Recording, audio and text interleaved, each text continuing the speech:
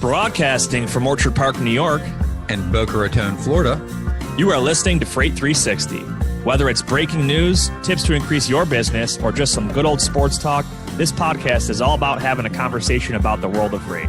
I'm your host, Nate Cross. and Benjamin Kowalski. Let's talk freight. All right. Episode 122 of Freight 360, the first episode of 2022. It was not planned. It just happened to work out that way. Got a big snowstorm coming up here in western New York. Ben, what's your weather like in South Florida? It rained a little bit this morning, but I was able to swim laps at lunchtime outside, so not bad. Jealous. But hey, everybody, welcome back. If you're new here, welcome to Freight 360. We've got a growing audience, obviously, with our newsletter going out every week and the podcast episodes dropping every Friday and the YouTube videos dropping every week. We've grown it. So a lot of new folks I've seen listening to some old episodes. We appreciate it. Hopefully when you get up to this episode 122, you've learned a lot. So welcome back. Leave us that 5-star review. Share us with your friends in the industry. And today's topic is going to be prospecting focus. It's a good one. We had some questions from folks over the past week or so asking about prospecting and some specific situations that they're in. So we're going to peel back the layers on it. But first, got to give a shout out to our friends over at Rose Rocket. Modern trucking companies need modern software. Say goodbye to spreadsheets, manual processes, and contentious phone calls with your partners or customers asking where their freight is. With the Rose Rocket transportation management software, you can automate every part of the order, from automated order entry to self-serve quoting to advanced dispatching and on-demand track and trace.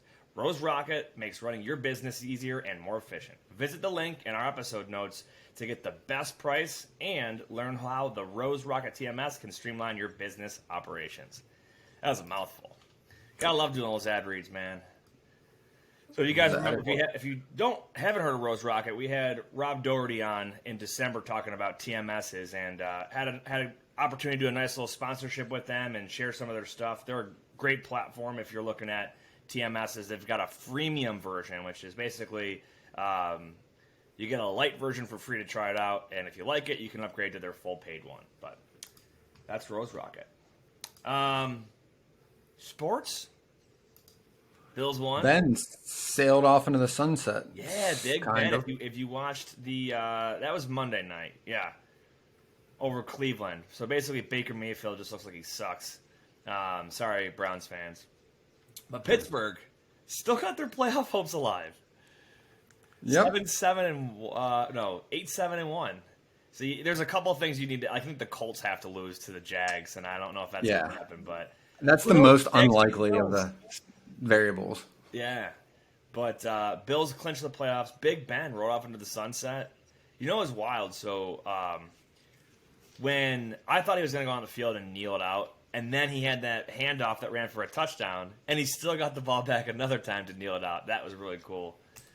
He did his lap around the majority of Heinz Field there and slapped up a bunch of fans, and it's cool. It was pretty cool. I had a lot of friends that were at the game, and the energy there was just awesome. I mean, he's our age. So, I remember, when I was coming out of college and when he got drafted and him being in Pittsburgh when we were all kind of the same age. So, he's the first quarterback, I think, generationally, we kind of identified with in Pittsburgh. Yeah. The other ones, I was kind of a kid. They were more adults and you're a child. He was the first one that was kind of our age. So it's, I don't know, cool and kind of bittersweet to see him kind of wrap up his career. Yeah.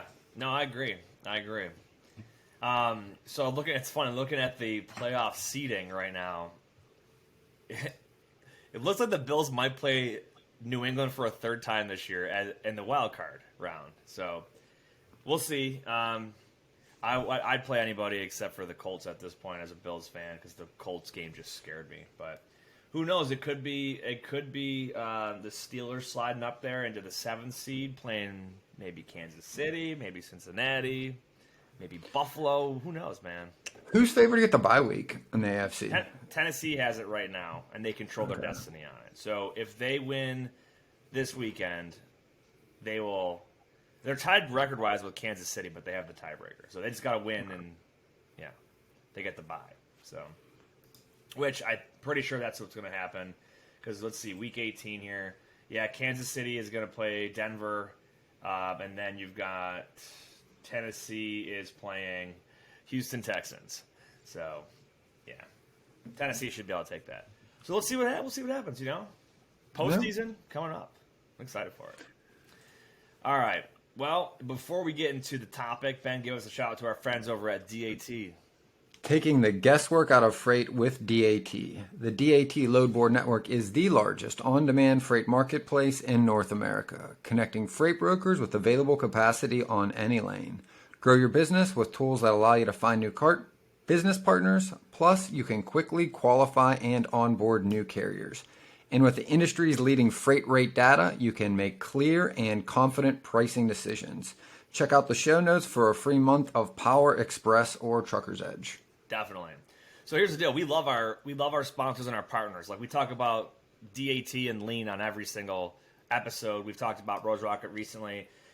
I almost feel like we should get like one of those professional people that records, and then just do like some dynamic insertion. So like mid-show, while me and you are talking, just kind of slide Drop right it in.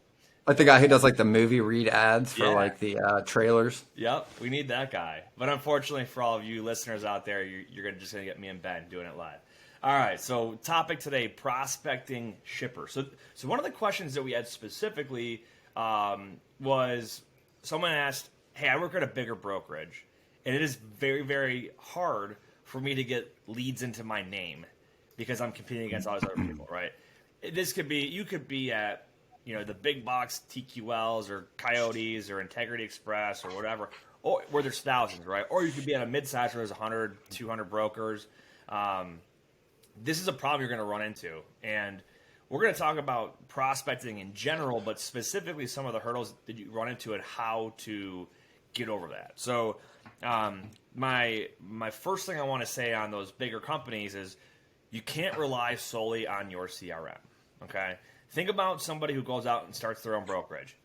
They don't have a CRM full of customers in there to prospect. They gotta go out, find something, kill it, drag it home, and eat it, right? That is prospecting. Well, Ben, so I mean, even looking at your past, you were provided some database to work out of, but you probably have the same issue, and you have to go out there and find your own leads. The big pro is when you're starting out, you've got access to a pool of leads that you can just sit down and dial through. The nice thing, you can just pick through and just categorize them, because there's tens of thousands of leads in these bigger brokerages. You just pick any category, and anything that wasn't assigned, you could just pull into your queue and start dialing through. Now, very low chance of success in some of them, because even when you look at them, they're recycled. You could look and see that brokers called them. A different broker might have called them every week over the past year, right? And they've said no every time, and some of them have been asked to take off a list. So you get some disgruntled and rude people. But again, it saves you from the task of having to find all of these things in your example, are going to shoot at and likely miss at the beginning, right? It takes a lot longer to learn the skill set when you're literally hunting for a lead than calling it with little chance of really knowing what to say yet, right? Yeah, you know what? Big benefit there. That's a great point. And I've said this before a couple of times. When I was very, very brand new and hitting the phones, I literally, and I would do this when I would train somebody new, is you give them garbage leads because they're going to fail and they're going to fumble. Mm-hmm. And it doesn't matter. You're not losing anything. They're gaining the experience. They're gaining the repetitions. So it's huge. The big benefit is you can just sit down and start banging through numbers, and you can pull them. In fact, one of my largest customers came out of one of these lists. I did not find them elsewhere. They happened to be a recycled lead that was called by a bunch of people, and they went through the motions. So when I called with a little bit more of intention, I had a good conversation, and there was an opportunity there. Not to say that's always the case, but there is absolutely opportunities even within these pools. Yep. I could tell you a handful of stories of people that I know did $250,000 a year GP off found leads that were just buried in there that just nobody thought anything about. Random things from fish food companies in the middle of nowhere that nobody thought of, that nobody was prospecting, to mid-sized shipper that just fell through the cracks. Yeah, so there's pros and cons to that, right? To those bigger brokerages. And the pro right there is that in that haystack, there's going to be a couple of needles, right? It is. But there's a lot of hay. What I will say too is like I want to caution people because we've seen a lot of spam and garbage in our Facebook group. People trying to sell shipper lists and stuff like that. Don't pay for a shipper list. Ever. Don't do it. Pay for tools that will help you create your own shipper list. But don't go buy someone else's. Because if you think that you're the only one calling on those, oh my God, you're crazy. And that's the whole thing. But again, if they're free and somebody's giving them to you and you just started your career and you need somebody to call, grab them for free. So what? To get the reps in. I always use the analogy in coaching of usually baseball. They're at bats, right? You're going to the batting cage. Who cares what happens? That's what these lists are for. Yep. You can just pull them, run through them. The numbers are there. Who cares about the notes? Just practice what you want to say. Practice your script, for lack of a better word, whatever it is that you're going with, and listen a lot. You will learn, and every repetition and every mistake and everything you fumble through conversationally will be a learning experience. Get through 500 first. Then start asking yourself what you're doing. Because I would say the biggest thing is just prospecting is expectations when people start in this industry. They think they're going to call one or two people and they're just going to say, hey, yeah, let's negotiate some business. Now, the reality is like you're probably going to be calling 500 before you even have any semblance of a decent conversation. So come into it with that expectation. If you're only calling 10 a day, it's going to take you quite a long time. You call 80 a day, it's going to take you a little more than a week. And now you've got some really good idea around like what you're hearing, what you're not hearing, what you sound like, and what doesn't sound right. So you're the proverb guy, but there's a quote that I want to do. I want to reverse engineer. You might be able to help me with it. It's something about like it takes 10,000 hours to become a master at something, right? Yeah, so that's from Malcolm Gladwell. He wrote the book Blink, and the book is based on the premise to become a master at anything. He found in his research you pretty much have 10,000 hours of practice in whatever that is. So he talks about the Beatles to musicians all the way through mathematicians to salespeople. And when you see the people at the top, they have the most amount of time invested. Absolutely. So you kind of flip that one upside down, and it's like, look at those first handful of hours and first hundreds and hundreds of hours, right? That's your start off in brokerage, right? You don't know your ass from your elbow, hypothetically speaking, when it comes to brokerage, right? You don't know, you may not know the difference between step decking and RGN. You might not know what pulping is for produce, right? But that's okay because you're going to go through plenty of repetitions. And as long as, I love your analogy of the batting cages, as long as it's an at-bat and you're swinging, that is going to make you better at it. It's going to flex that muscle. It's going to strengthen that muscle. It's going to grow your confidence and boost it. I can't tell you how many times I've seen people fail at prospecting and growing their book, or really in sales in general, because they just lack confidence. They're afraid of being told no. Mm-hmm. And you have to realize that person on the other end of the phone, they put on their pants the same way you do. They're a human being, right? Yep. Water off a duck's back if they say no. Just let it go. That's it. And the other thing is like expectations.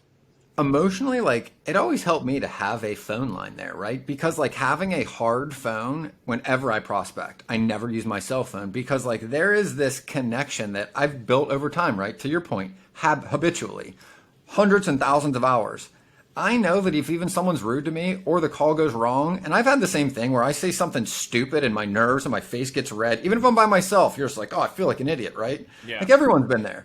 The thing I learned from someone else that taught me this, by the way, was he's like, dude, there's a button right there. And at any point in time, you just click that and hang it up. And he's like, I know this sounds stupid, but like you can literally just drop the door on these people. They're never going to come back. Yeah. They're not going to call you back and go, hey, that was weird that you said that. They're just going to go about their day as if it never happened. And when you realize that like there literally is this button to just shut yourself off from the emotional uncomfortableness, like to me, like they're never going to call my cell phone. Like that's why I like having this business line because it gives me that like protection somewhat. That's funny. So when I was new to the game, I had to hang up a couple of times because people started like they could sniff that like what? You know what you're talking about. Yeah, like what? And they started asking me questions, and I'm like, yep, and just bail. What just happened? Oh yeah, and then I'm like, you're super flustered, and then I would run right over to somebody else in the office and be like, dude, I don't know what happened, but this is what they were asking, and then like you get the recap after, and you're like, okay,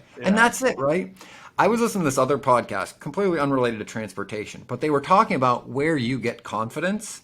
And he's like, it doesn't matter what it is you do. Literally, it doesn't matter. He's like, you get confidence by pushing your skill set to the bounds at which you can perform, whatever that is, right? So if you're a climber, you push yourself to climb a little bit higher of a mountain. Once you do that, your confidence for that size mountain goes up. Same thing with phone calls. Like training for a marathon, you run a little bit further every week. Yes. And that's exactly what you use for an analogy. Like, you're not just going to go, hey, my New Year's resolution is to run marathons. So the first day, I'm going to expect to run 25K, right? You would. 26.2 miles, but hey, There it's you go. counting. Anyway, that's the whole point, though. We have this expectation that when we try this new skill set of sales, that like, because it's two people talking, we're like, oh, well, like just in the first one, it should work. Like it's not in anything. No. Doing it's what's going to get you there. Yep, absolutely right. And I always say, I've got my opinion on scripts. I'm not a huge fan. Building rapport through your personality is going to go so far versus reading off of a script. So having just a little bit longer of a conversation or just asking one more question, that's like the climber going just 1 foot higher, or the runner going 1 more mile. And it will pay off dividends in time. So that is. The other side to this is obviously... Well, the cons, right? We covered the pros. Like the cons of working at the big brokerage, or how do you find leads and opportunities when every time you find the company, like it seems like it's taken.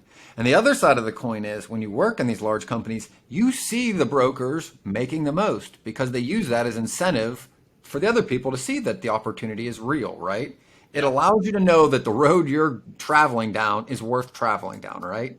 And what I like too is and I think you're going to probably expand on it anyway, is being able to hear people around you. Yes. And how they do everything. What you like, what you don't like. And I think that's the biggest thing. So why we disagree on scripts a little bit is exactly on that point. Like I didn't use a script because I was surrounded by 75 other people I could sit next to, listen, and I picked up what they were saying, tried it a little bit. If it fit my voice, I stuck with it. I would keep what worked and then discard what didn't and try a little bit of new things every day, right? And you make mistakes and blah, blah, blah. But what I realized was one of the harder things for people is when they are in their own home or they're doing this by themselves and they don't have these people around them. That's why I think a script can help, not to read off of, but to sit down. And most people aren't going through the exercise of like, what is my intention when I go to pick up the phone? They just wait for the guy to answer and then hope the words come to them. Like you're calling them, you're the one directing the context of the conversation.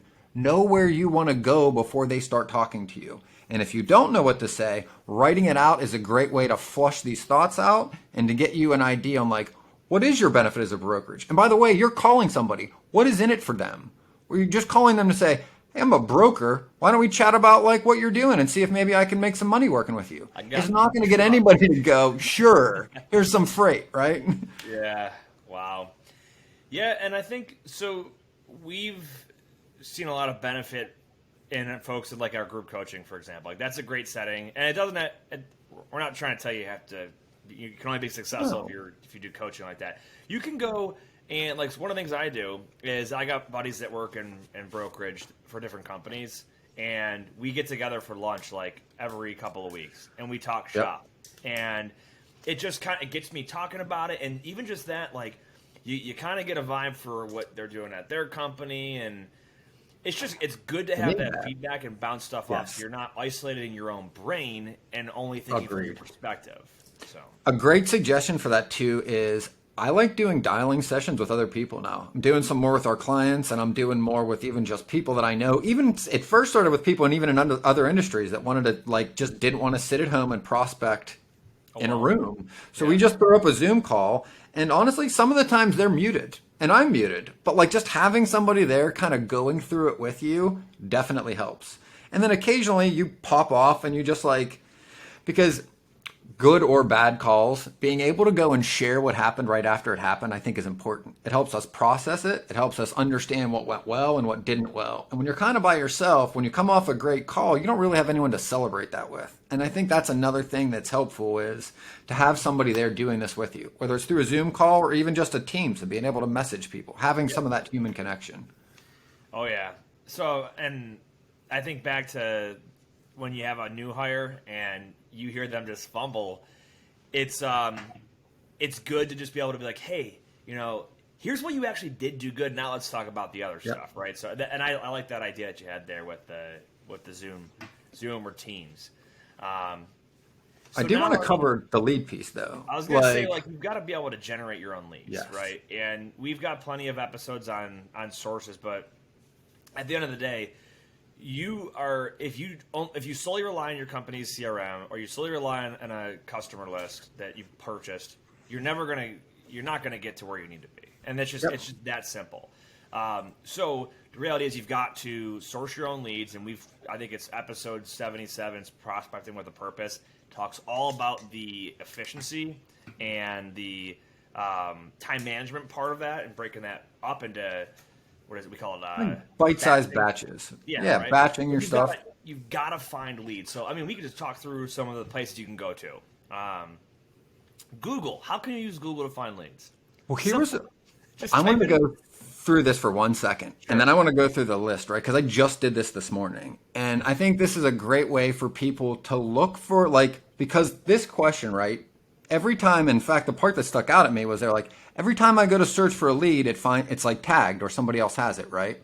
Well, usually why you're looking for that lead is because someone else in your company is doing $40K a month or $10K a week, right, on this customer. So you go and look for the next customer that's similar. Say, I don't know, maybe it's Heinz. You're looking for Hunt's ketchup. And you're like, oh, it's tagged by somebody, right? A great way to go from there is look at what they're similar and then take that and search through another place. You can use Google. That's what I did today. So what we did this morning was we looked at one of our better customers and I went, I want more of these. So I sat down with my assistant and I went, let's figure out how to find more of these size customers. So we looked at the employee size, we looked at the revenue, we looked at the industry. We put all three of those plus the NAICS code of that customer, right? We looked at the number. We threw them all into Zoom Info. You could either use Zoom Info, but you could also use Google, and you could also use Reference USA. Zoom Info lets you put a revenue in there? That's awesome. I didn't realize that. So I pulled, and then I'm like, well, let's start in this city. Again, back to the things we talk about, batch them. Okay, if I'm calling everybody in this industry in Chicago, I can use the same piece of information. So we pulled 180 prospects this morning that had similar characteristics to the customer I want. So just because the ones you're tagged, if you really dig into these codes and just plug in the NACIS codes, every company in the country that qualifies under that is found through these databases. There are multitudes of other prospects that I guarantee aren't in your system. So I want to define NAICS really quick. I had to type it in to remember the exact thing, but it's North American Industry Classification System. So basically, the feds have a is it a 6-digit code, Ben? Is that what it is? I think it's 5. I looked at it this morning. It's a numerical code that identifies you by the type of industry that you work in, and they can get very specific, right? It's not just going to be like, oh, they work in beverage. It'll be like, I'll read some to give you an idea. I just pulled up just some list with some numbers on it. So agricultural, forestry, fishing and hunting, mining, utilities, construction, and then there are subcategories underneath these.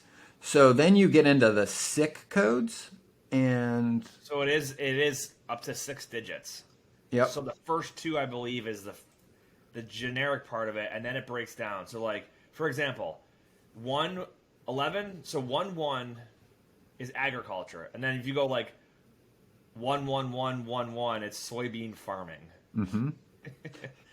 Yep. So it's very, very. And then it goes below that. So, because I pulled up that exact one. So you got agriculture at 11. 111 is crop production. 4 ones is oil seed and grain farming. 5's soybean farming, and then 5 ones and a 2 is oil seed except soybean farming. So you can drill down. You know what else too? If you just can't think of an industry to prospect, go hang out on there. It's census.gov/NAICS, or just Google NAICS. It's the first result. And you can go through and pick the 2022's NAICS list, and that'll tell you literally everything. And that if you are literally out of Don't ideas, know where to go.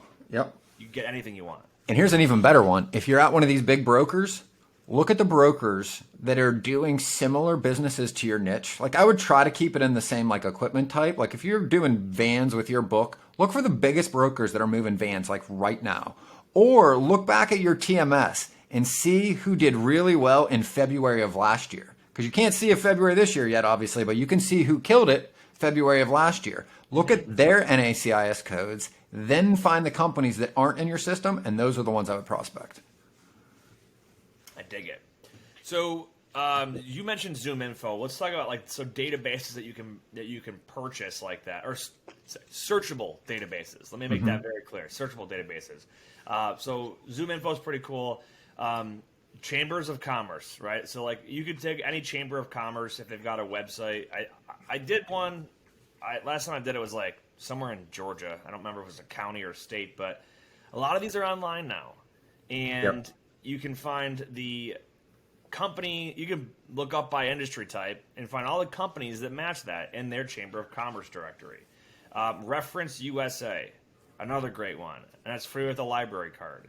And if you need additional information that you're not getting from these databases, Google it. The internet has so much information on it, it's scary. Here's why I really liked it, that's for sure. Yep. And here's why I always really liked Reference USA was, well, one, it was just because it was the one I used first, and I think I'm familiar with it. But the other was you could do Excel exports out of it.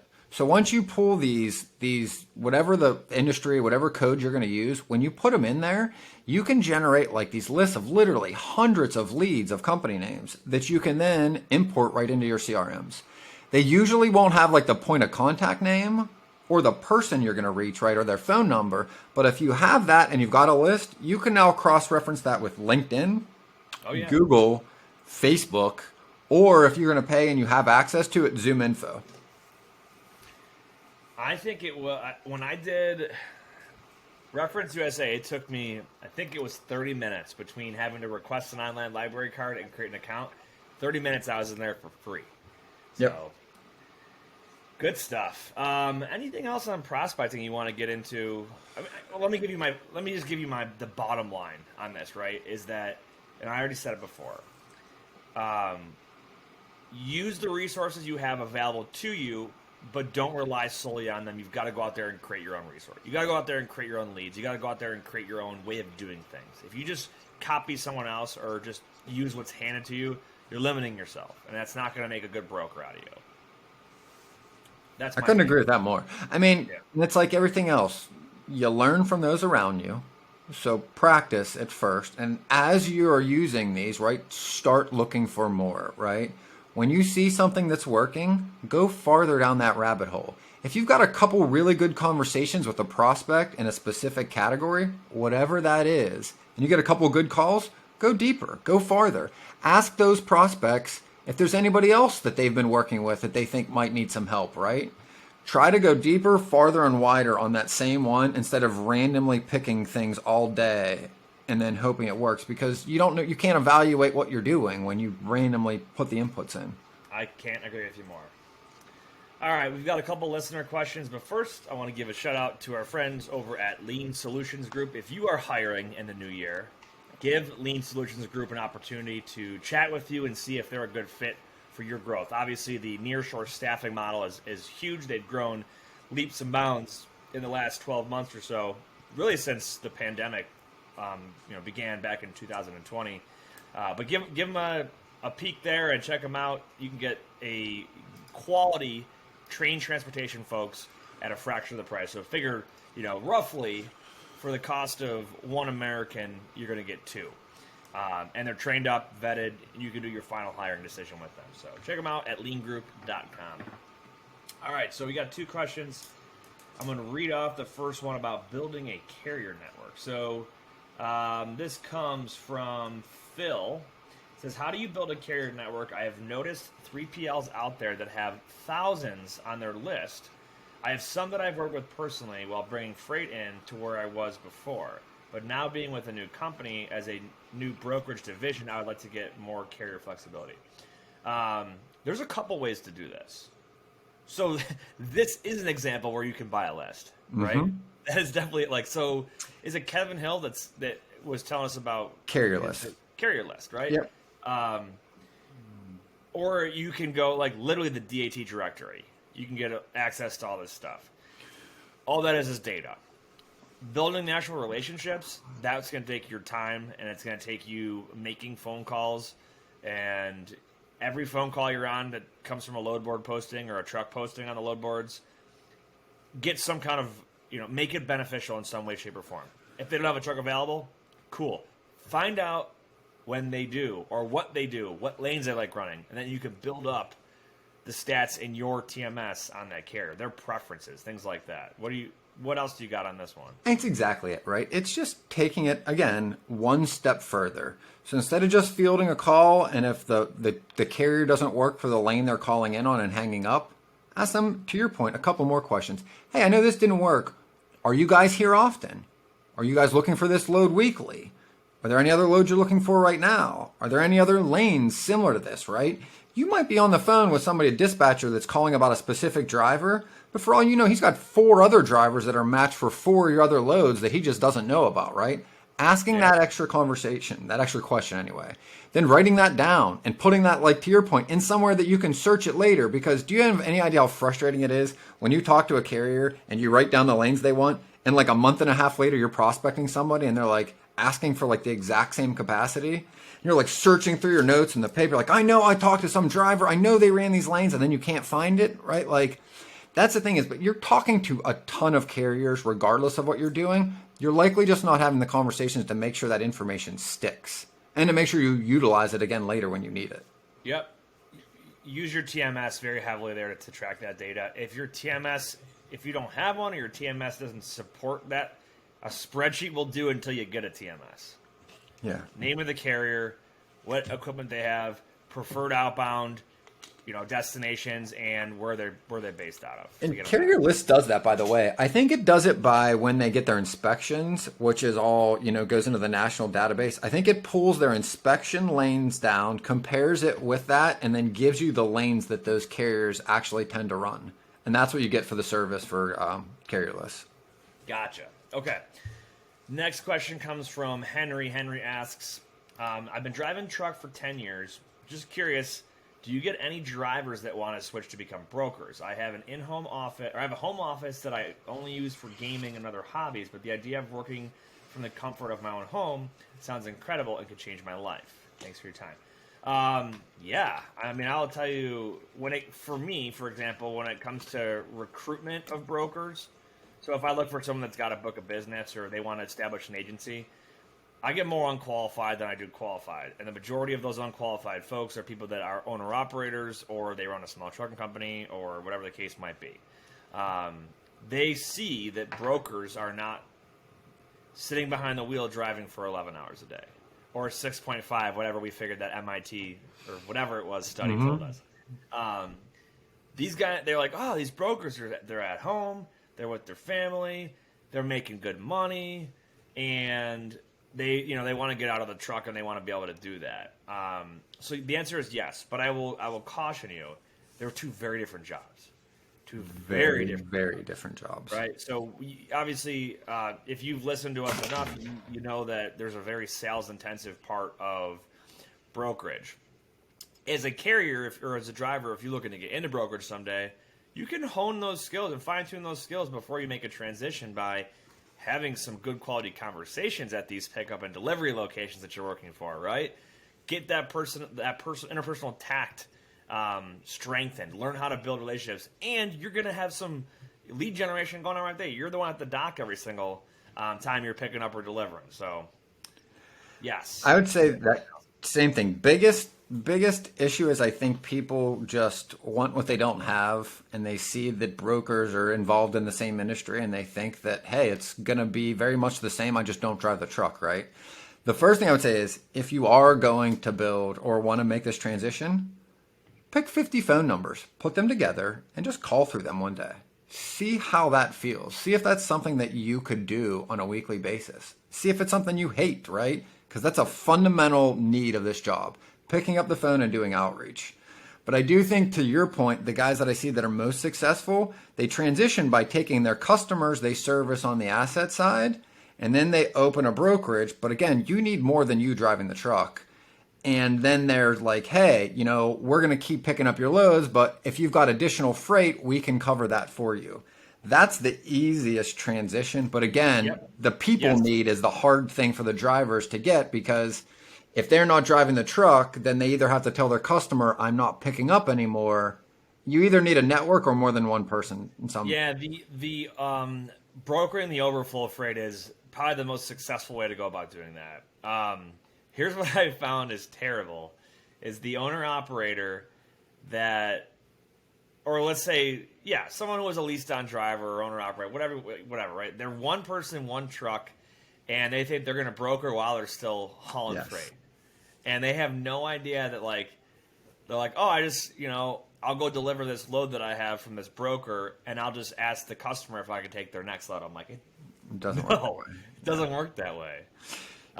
You can't. You have to put time and dedication into it, because at the end of the day, I mean, there's not much, but there is some cost to running a brokerage. Yes. Right. If you're not making money, you're losing money, because you got to be insured, right, and all that stuff. So You also have time, right?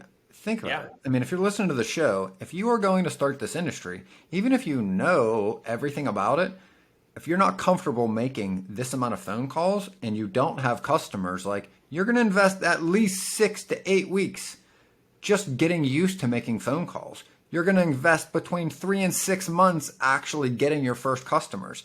And you're probably going to spend another 3 to 6 months starting to get paid and getting enough of them to actually replace the income you didn't have, right? And that's the other Yeah. big question. So here's actually an interesting one, and I don't know the outcome of the story, but time's a big one of it, obviously, right? You got to have the time to do it. I had a husband-wife combo that one was the driver and the other one just always rode around in the truck. I can't remember which one it was, but the spouse that was not the driver was like, we started a brokerage, and I'm doing all the calling in the truck while he's driving, she's making the phone calls, and like. That's a creative way to go about doing it. I like it. That's hustler, man. It's better than thinking you can drive and make 6 hours of cold calls a day. So, It's definitely doable. I mean, one last thought on that. I mean, if you really do want to transition from being in the truck, I mean, another great option if you can't just save up enough cash to not work for a year is save up enough where you can take a job at a brokerage, right? Where maybe you can work from home and you're, an assistant to a broker, where you can get used to all of the aspects of it, start to get more comfortable making phone calls, and then work your way up to getting some commission from there. And then eventually maybe jump out and start your own company. So I will tell you, before I worked in brokerage, I was on the asset side. I took a pay cut of my salary because I knew that there was potential for commission in brokerage. Mm-hmm. And that is, I can't say enough how much you'll learn by doing it for a company that's already doing it. And for a lot of people, that is the best choice. Some people, they've already got the sales skills and they just need a little bit of direction. They don't want a boss, so it may not be the right for everybody. That's where like our course comes into play for a lot of folks.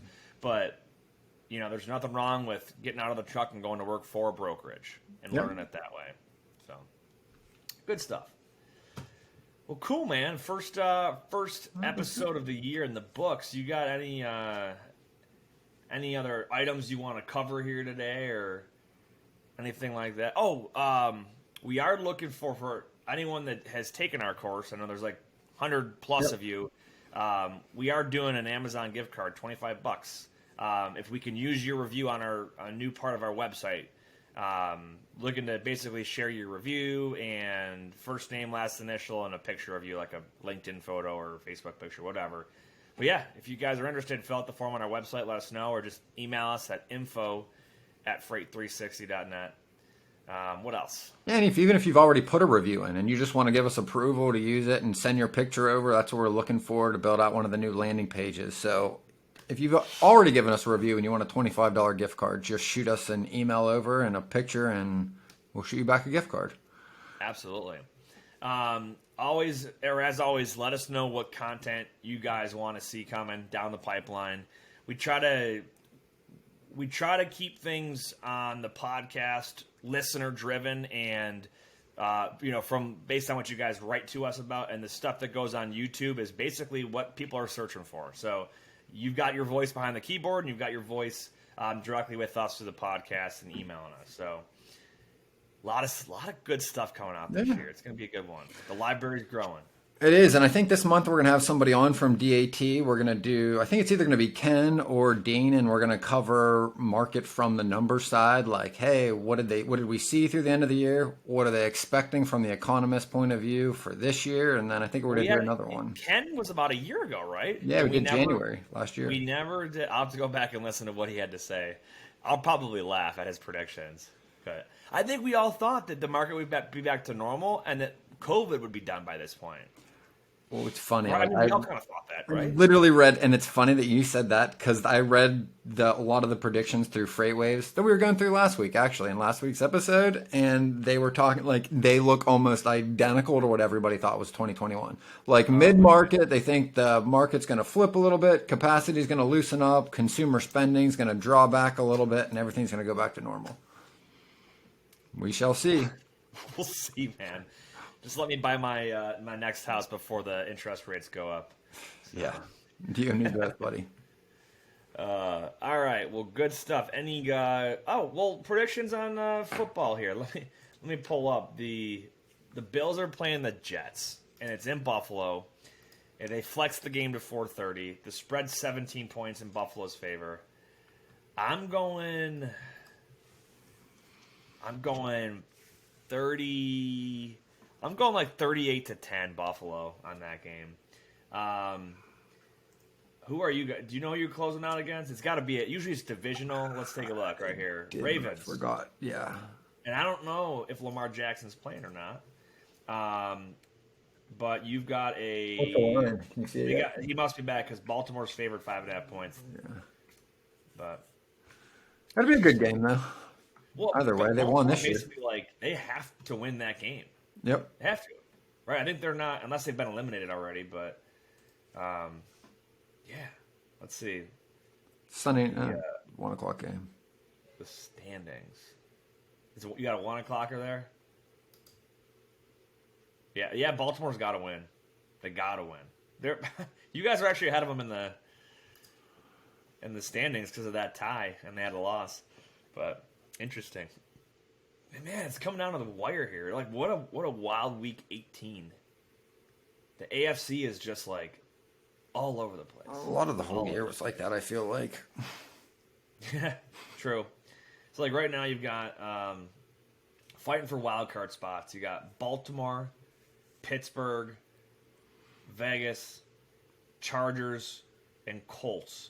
And then there's New England, but they're pretty much guaranteed theirs. Well, they are guaranteed theirs. But insane.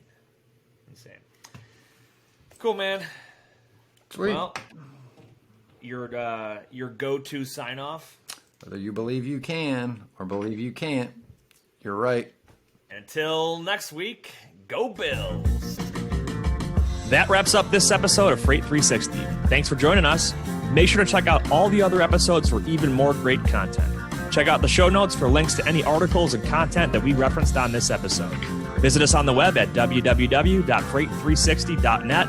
And if you'd like to learn more about a new home for your agency, contact me directly. And if you'd like to learn more about me coming out to run a free complimentary sales training for your team, check me out on LinkedIn or again at www.freight360.net.